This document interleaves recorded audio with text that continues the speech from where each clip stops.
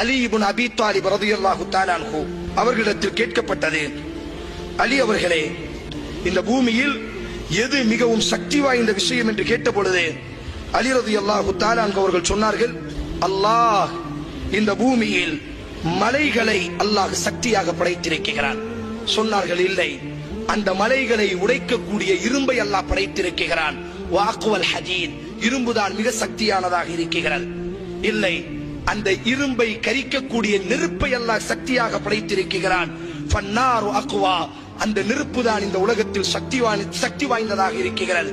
சொன்னார்கள், இல்லை, அந்த நெருப்பை அணைக்கக்கூடிய வல்மாஉ அக்வா, தண்ணீரை அல்லாஹ் படைத்திருக்கிறான். தண்ணீர் தான் மிக சக்தி வாய்ந்ததாக இருக்கிறது. இல்லை, அந்த தண்ணீரை சுழல வைக்கக்கூடிய வர்ரீஹு அக்வா, மேகத்தை அல்லாஹ் படைத்திருக்கிறான்.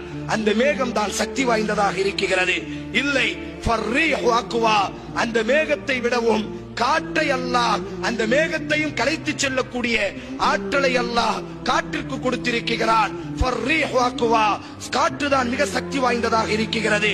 இல்லை, இல்லை, அந்த காற்றையும் மனிதன் தனது கைகளிலும் தனது பாக்கெட்டிலும் சேமிக்கிறான். ஃபல் இன்சானு அக்வா, மனிதன் தான் மிக சக்தி வாய்ந்தவனாக இருக்கிறான். இல்லை, அந்த மனிதனையும் தூக்கம் மிகைத்து விடுகிறது. ஃபன்னௌமு அக்வா, தூக்கம் தான் மிக சக்தி வாய்ந்ததாக இருக்கிறது. இல்லை, இல்லை, அந்த தூக்கத்தையும் கவலைகள் மிகைத்து விடுகிறது.